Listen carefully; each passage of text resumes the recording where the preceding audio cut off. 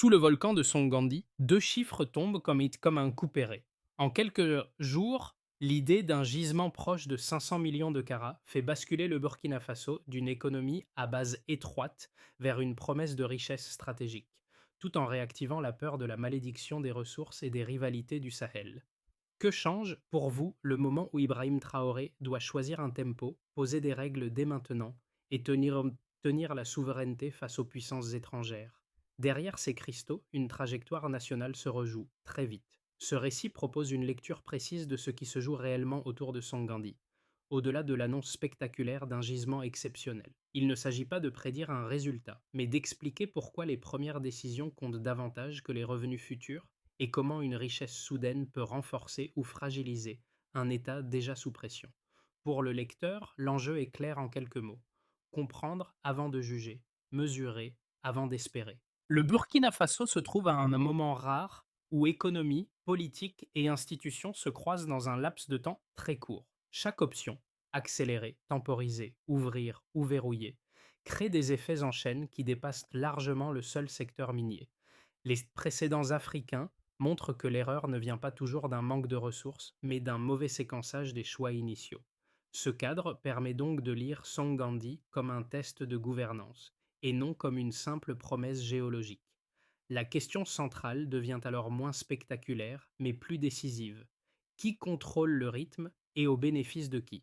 La première donnée qui change tout est simple et lourde de conséquences. Les signaux détectés sous Sangandi ne correspondent pas à une anomalie isolée, mais à une formation diamantifère continue d'une ampleur exceptionnelle. En interne, une estimation circule rapidement, près de 500 millions de carats, et referme la première boucle de curiosité. La découverte n'est pas symbolique, elle est structurelle. Avant Songandi, l'économie du Burkina Faso reposait sur une base étroite, marquée par une industrialisation limitée, une forte dépendance à l'aide extérieure et des marges budgétaires réduites. L'irruption d'un gisement de cette taille crée un delta brutal entre le point de départ et le potentiel projeté. En quelques jours, le pays passe d'une logique de gestion de rareté à une réflexion sur la gouvernance d'une richesse stratégique. Les priorités nationales se déplacent en rythme, non par choix idéologique, mais sous l'effet d'un choc exogène. Dans les heures suivant les premières confirmations techniques, l'État agit de manière inhabituelle. Des équipes administratives sont déployées autour du volcan pour sécuriser le périmètre et contenir la circulation de rumeurs. Cette présence précoce, rare dans des zones longtemps périphériques, empêche les ruées spontanées observées ailleurs lors d'annonces minières comparables. Les habitants décrivent un climat suspendu, mêlant d'attente et vigilance, où l'information circule mais reste encadrée. Sur le plan international, le signal est immédiatement capté.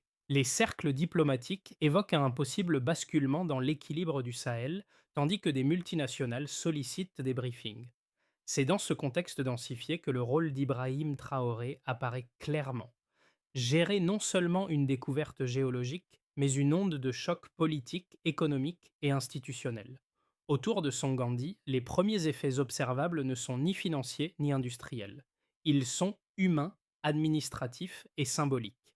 Dans les villages proches du volcan, l'arrivée rapide d'équipes de l'État modifie une réalité longtemps marquée par la distance avec le centre.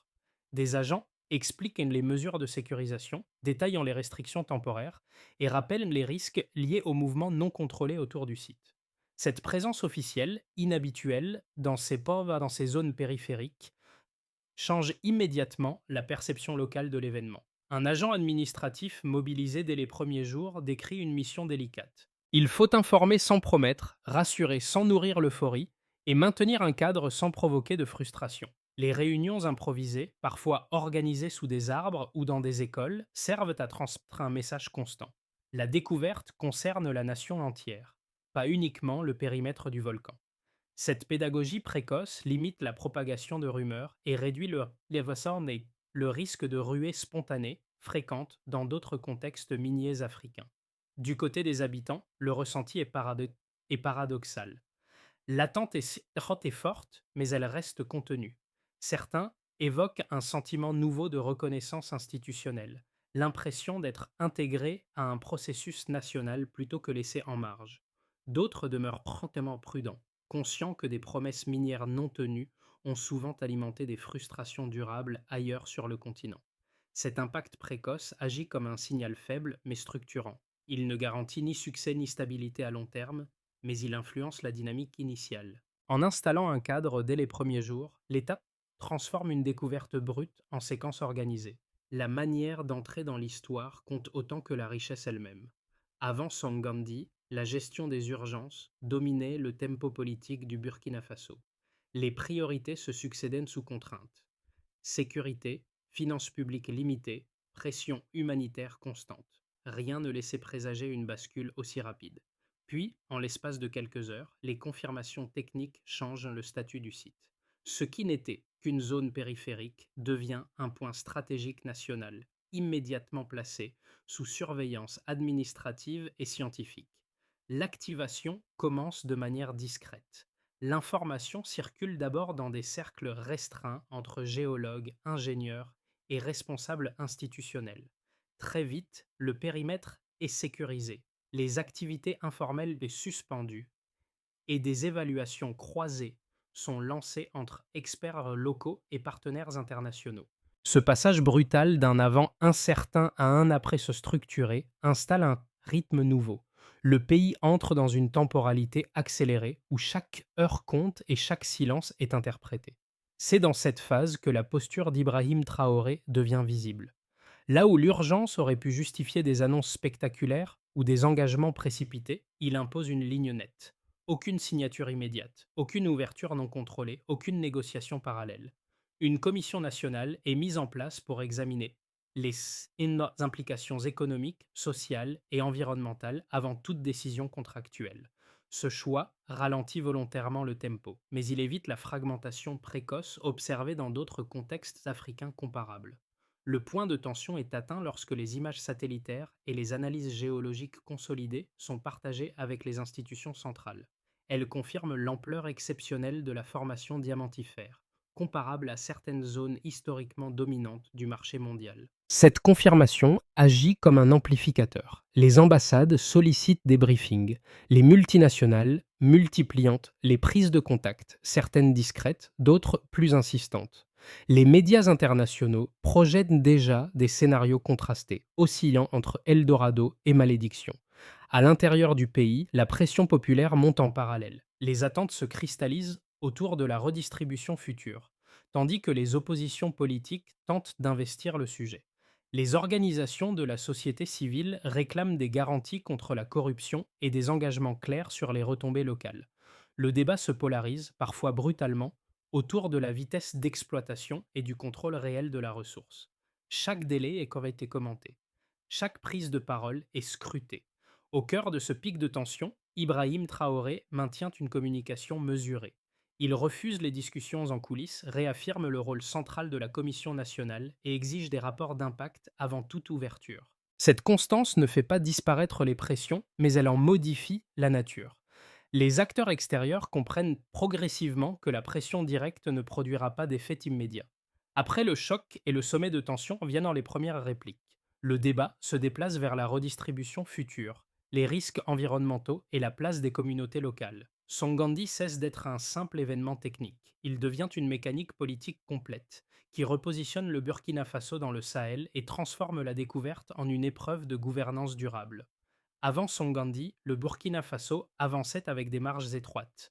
L'économie reposait sur une base limitée, des recettes publiques contraintes et une capacité d'investissement fortement dépendante de l'extérieur. La découverte introduit un écart stratégique inédit entre ce point de départ modeste et un potentiel désormais projeté à grande échelle. Ce passage brutal d'un baseline fragile à un delta massif oblige l'État à penser d'abord en termes de gouvernance, avant même de raisonner en revenus. Trois chiffres et structurent désormais le débat et servent de repères communs, aussi bien dans les cercles institutionnels que dans l'espace public. Le premier est celui qui a déclenché l'onde de choc, près de 500 millions de carats. Cette estimation, issue de relevés satellitaires et d'analyses géologiques concordantes, place Songandi parmi les formations diamantifères les plus importantes évoquées dans la région. Pour le Burkina Faso, un tel volume ne relève pas de la pointe économique. Il transforme la ressource en actif stratégique, capable de repositionner le pays dans les chaînes de valeur mondiales. Plus le volume potentiel est élevé, plus l'intensité des intérêts extérieurs augmente, et plus la pression sur les institutions nationales devient forte. Le deuxième chiffre concerne les finances publiques. Les projections internes évoquent une multiplication par 10 des recettes nationales sur 5 ans si l'exploitation atteignait sa pleine capacité. Cette perspective nourrit un espoir considérable: financer durablement l'éducation, la santé et les infrastructures. Mais elle révèle aussi un risque politique majeur. Une croissance budgétaire aussi rapide peut dépasser les capacités de gestion, accentuer les luttes de pouvoir et exposer l'État à des mécanismes de capture des revenus si les garde-fous institutionnels ne sont pas solidement établis dès le départ. Le troisième chiffre agit comme contrepoids. Les premières évaluations environnementales mentionnent une perte potentielle d'environ 40% de la biodiversité locale en cas d'exploitation intensive non maîtrisée. Dans un écosystème sahélien déjà fragile, un tel impact aurait des conséquences durables sur l'agriculture, les ressources en eau et la cohésion sociale des communautés riveraines. Ce chiffre rappelle que chaque gain économique projeté comporte un coût réel, souvent irréversible, lorsque les cadres de régulation sont insuffisants. Ces trois données cessant rapidement d'être de simples indicateurs techniques. Elles deviennent des symboles politiques. Pour certains, elles incarnent la promesse d'une souveraineté renforcée. Pour d'autres, elles signalent un risque accru de dépendance et de fragilisation institutionnelle. Leur circulation dans le débat public structure les discours, alimente les attentes et influence la perception de l'action gouvernementale. Dans ce contexte, la posture d'Ibrahim Traoré consiste à refuser toute lecture isolée des chiffres. Le volume n'est jamais présenté sans ses implications politiques. Les recettes potentielles ne sont pas évoquées sans rappeler les risques de déséquilibre institutionnel. Les impacts écologiques ne sont pas relégués au second plan. Cette méthode transforme les chiffres en outils d'arbitrage plutôt qu'en instrument d'euphorie collective. La boucle de curiosité ouverte plus tôt se referme ici clairement. Ce ne sont pas les chiffres eux-mêmes qui décideront de l'avenir du Burkina Faso, mais la manière dont ils seront interprétés, hiérarchisés et encadrés. Songandi n'est pas seulement une promesse mesurable, c'est une responsabilité chiffrée, dont le poids dépasse largement la valeur des caraquettes enfouies.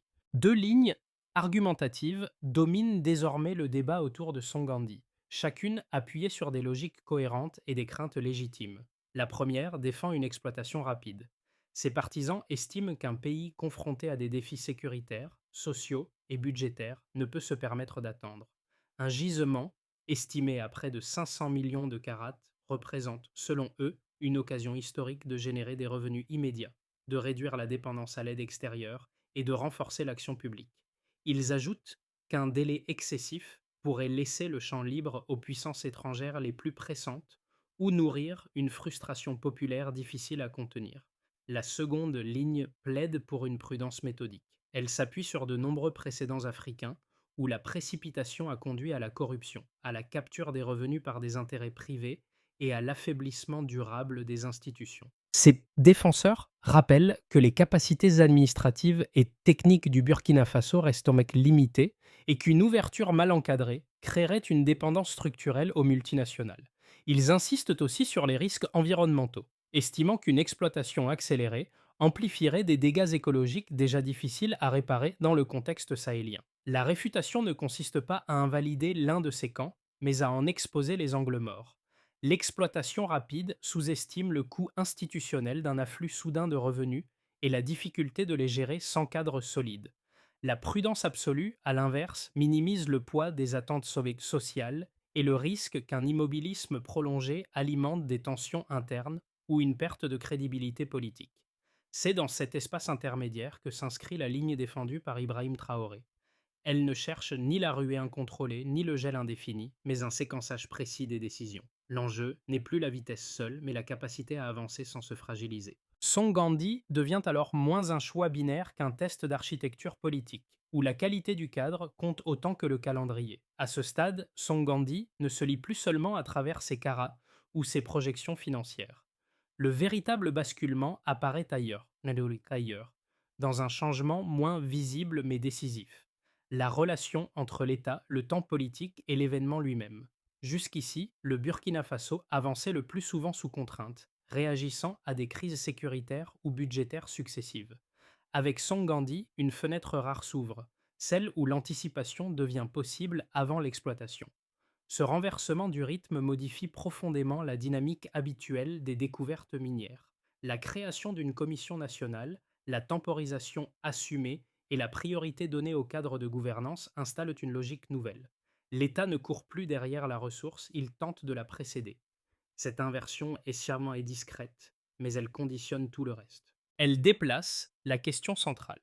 Il ne s'agit plus seulement de savoir combien vaut le gisement, mais qui impose la cadence et selon quelles règles. C'est ici que le rôle d'Ibrahim Traoré prend une dimension particulière. En ralentissant volontairement, il teste la capacité institutionnelle du pays à tenir une ligne face aux attentes populaires, aux pressions diplomatiques et aux intérêts économiques. Cette posture ne garantit pas le succès, mais elle transforme la nature du risque. Le danger principal ne réside plus uniquement dans la capture de la ressource, mais dans la perte de contrôle du tempo décisionnel. Songandi cesse alors d'être une promesse figée dans le sol. Il devient un révélateur de maturité politique où la maîtrise du temps pèse autant que la richesse enfouie. Les effets potentiels de Songandi deviennent réellement lisibles lorsque l'on quitte le niveau des principes pour observer leurs implications concrètes, groupe par groupe. C'est à cette échelle que la découverte cesse d'être abstraite et commence à dessiner des trajectoires distinctes, chacune exposée à des bénéfices possibles, mais aussi à des risques spécifiques.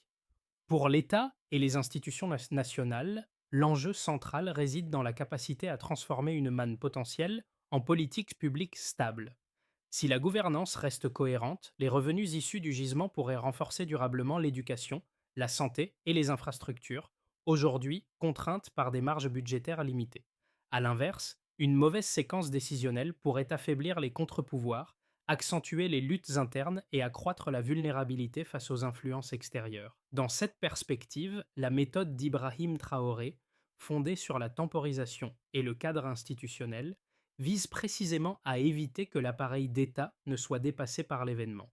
Pour les entreprises et l'économie nationale, Songandi représente une opportunité de structuration inédite. Les secteurs du transport, de la logistique, de la construction et des services techniques pourraient connaître une expansion rapide. Les acteurs locaux espèrent intégrer la chaîne de valeur minière, souvent dominée ailleurs par des groupes étrangers. Mais sans règles claires, le risque est que l'essentiel des bénéfices soit capté par des multinationales, reléguant les entreprises nationales à des rôles périphériques. La transparence contractuelle et les clauses de contenu local deviennent ici des leviers décisifs. Du point de vue des populations et des individus, l'impact se joue sur un registre plus fragile.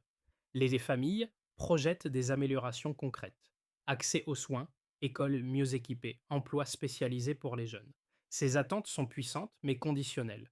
Toute dissonance entre les promesses publiques et les retombées réelles pourrait raviver des frustrations profondes déjà observées dans d'autres régions minières du continent. La crédibilité de l'action publique dépendra de signaux visibles, même progressifs, qui relient la richesse annoncée au quotidien. Enfin, sur le plan régional et géopolitique, Songandi repositionne le Burkina Faso dans le Sahel. Un pays économiquement renforcé pourrait devenir un pôle d'influence et de stabilité relative. A l'inverse, une gestion défaillante ouvrirait des brèches aux ingérences extérieures et accentuerait les rivalités régionales. Les puissances étrangères observent attentivement chaque décision, chaque délai et chaque inflexion du discours officiel. À travers ces quatre ensembles, une constante se dégage. La richesse de Sangandi n'aura d'impact positif que si elle est traduite en choix cohérents, lisibles et tenables dans la durée. C'est dans cette articulation entre institutions, économie, citoyens et environnement régional que se joue désormais l'épreuve réelle de la découverte, bien au-delà de la valeur des carates enfouies. À court et moyen terme, l'évolution de Sangandi peut suivre trois trajectoires distinctes. Aucune n'est écrite d'avance. Toutes dépendent en des décisions prises dans les prochains mois, de la cohérence du cadre institutionnel et de la capacité à résister aux pressions cumulées, internes comme externes. Le scénario de base repose sur une ouverture contrôlée. Les discussions avec des partenaires extérieurs s'engagent de manière ciblée, sous supervision étatique stricte. Les études techniques avancent, des investissements préparatoires sont lancés et certaines infrastructures commencent à se structurer progressivement. Les tensions demeurent, mais restent gérables. Cette trajectoire stabilise la situation sans produire de transformation spectaculaire immédiate. Elle exige une discipline administrative constante et une communication claire pour contenir les attentes populaires, souvent plus rapides que les résultats visibles. Le scénario optimiste suppose une consolidation rapide de la gouvernance. La transparence annoncée se traduit par des mécanismes effectifs. Publication des cadres contractuels, audits réguliers, implication visible de la société civile et critères stricts dans la sélection des partenaires. Les premières retombées sociales deviennent perceptibles, même modestes, renforçant la confiance publique. Dans cette configuration, la gestion de Songandi ne se limite plus à une exploitation minière, mais devient un levier de crédibilité institutionnelle capable d'améliorer la position du pays au-delà du seul registre économique. Le scénario défavorable apparaît lorsque les équilibres se fragilisent. Les négociations s'enlisent ou se durcissent, les attentes populaires augmentent plus vite que les résultats, et des tensions émergent autour de la redistribution future. Certaines puissances extérieures tentent d'exploiter les divisions, tandis que l'exploitation reste limitée, et les bénéfices tardent à se matérialiser. La déception nourrit alors un climat d'instabilité politique et sociale, où la promesse initiale se transforme en facteur de défiance. Ces trois trajectoires convergent vers une même leçon. Le risque principal ne réside pas dans le gisement lui-même, mais dans le désalignement entre promesses, rythme décisionnel et capacité réelle. À l'horizon des 12 prochains mois, la question stratégique devient donc centrale. Comment maintenir cet alignement sans céder à la précipitation ni à l'immobilisme? Au-delà des scénarios macroéconomiques et des équilibres institutionnels, Songandi commence déjà à se projeter dans la vie quotidienne, là où se mesure la crédibilité réelle des décisions publiques. Trois angles permettent de comprendre comment cette découverte façonne des attentes concrètes, souvent silencieuses mais profondément ancrées. Pour les familles, l'enjeu est immédiat et pragmatique. Beaucoup associent la richesse potentielle à des améliorations tangibles: écoles mieux équipées, centres de santé accessibles, routes praticables toute l'année. Ces attentes ne relèvent pas de l'abstraction, mais de manques anciens. Elles restent toutefois conditionnelles. Les ménages ont observé ailleurs des promesses minières ne jamais se transformer en service public. Leur confiance dépendra donc de signaux visibles, même progressifs, qui montrent que la découverte ne reste pas confinée au discours officiel.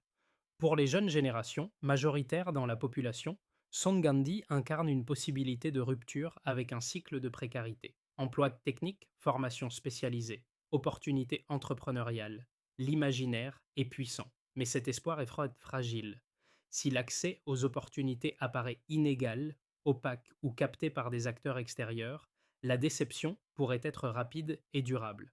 L'enjeu n'est pas seulement de créer des emplois, mais de rendre lisible le chemin qui y mène. Dans la relation entre citoyens et État, une dynamique nouvelle se dessine. Les consultations locales, les missions d'information et le discours de transparence ont créé un sentiment inédit d'association au processus décisionnel. Cette reconnaissance reste précaire.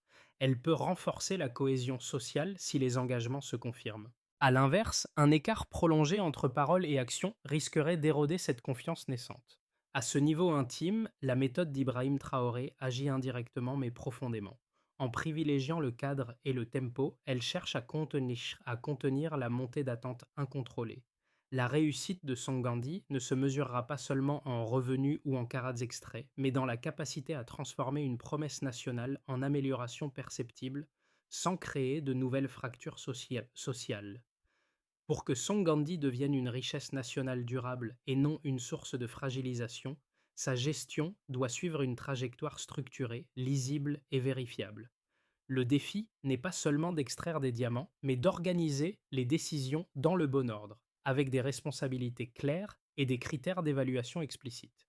C'est sur cette architecture que repose la méthode défendue par Ibrahim Traoré.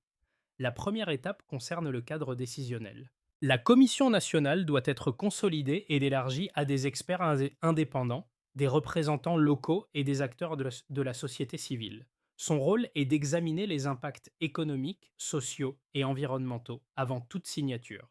Le calendrier est un déterminant. Cette phase doit précéder toute négociation contractuelle, et son efficacité se mesure par la publication régulière de rapports accessibles au public. La deuxième étape porte sur les normes environnementales. Des études d'impact rigoureuses doivent être conduites en amont, avec des seuils clairs et des mécanismes de suivi continu. L'objectif n'est pas d'éliminer tout impact, mais de le contenir et de le rendre mesurable. Les, Les indicateurs incluent la préservation des écosystèmes, la gestion de l'eau et les compensations environnementales effectives. Vient ensuite la sélection des partenaires. Une ouverture contrôlée aux acteurs extérieurs peut être bénéfique si elle s'accompagne de conditions strictes: transparence contractuelle, audit régulier, clause de souveraineté et obligation de transfert de compétences. Le succès de cette étape se juge à la part réelle de valeur captée localement et à l'intégration des entreprises nationales dans la chaîne de valeur. Enfin, la redistribution des revenus doit suivre une feuille de route publique. Les priorités: éducation, santé, infrastructure, développement local doivent être définies en amont et évaluées par des indicateurs simples et vérifiables. Des consultations citoyennes régulières permettent d'ajuster le cap et de maintenir l'adhésion populaire. Cette séquence ne garantit pas l'absence de tension, mais elle réduit l'arbitraire. Elle transforme Songandi d'un choc géologique en un processus gouvernable, où la cohérence des choix compte autant que la richesse extraite. Le récit de Songandi revient presque naturellement à ses premières scènes observées autour du volcan. Les réunions improvisées sous les arbres, les explications prudentes données dans les écoles, les visages partagés entre espoir et retenue. Ce moment initial, discret mais chargé de sens, sert aujourd'hui de miroir à l'ensemble du processus. Ce qui se joue à l'échelle nationale se reflète encore dans ces gestes simples où l'État s'est rendu visible sans promettre l'impossible. Ce rappel n'est pas anecdotique. Il souligne une continuité. Depuis les premiers jours, la question n'a jamais été seulement celle des diamants, mais celle de la confiance. Entrer dans l'histoire avec méthode plutôt qu'avec fracas, poser un cadre avant de libérer les attentes, reconnaître les populations sans les instrumentaliser. Cette approche donne à la découverte une tonalité différente de nombreux précédents africains, souvent marqués par la rupture entre discours initiaux et réalité vécue. Dans cette continuité, Ibrahim Traoré incarne moins une figure de promesse que de tenue. Sa posture renvoie à une idée simple: la patience n'est pas un renoncement, mais une stratégie. Elle cherche à transformer un choc géologique en trajectoire collective, où chaque étape renforce la suivante au lieu de l'affaiblir. Sangandi n'est donc pas seulement une richesse enfouie. C'est un test de cohérence, un moment où un pays peut choisir de se reconnaître dans ses propres règles. La vraie valeur se mesure dans la durée, pas dans l'éclat. Sangandi laisse finalement une question ouverte, moins spectaculaire que l'annonce initiale, mais plus exigeante pour chacun. Comment accompagner une décision nationale sans la réduire à un camp, à une émotion ou à une attente immédiate? La découverte a révélé des chiffres, des risques et des espoirs, mais elle a surtout remis au centre une responsabilité collective, celle de suivre, comprendre et questionner le chemin choisi.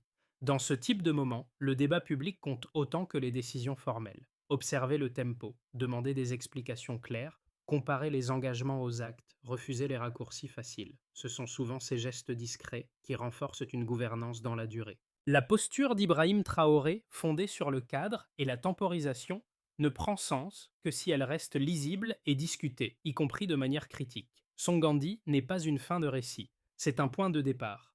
Un test partagé entre institutions, citoyens, entreprises et partenaires extérieurs.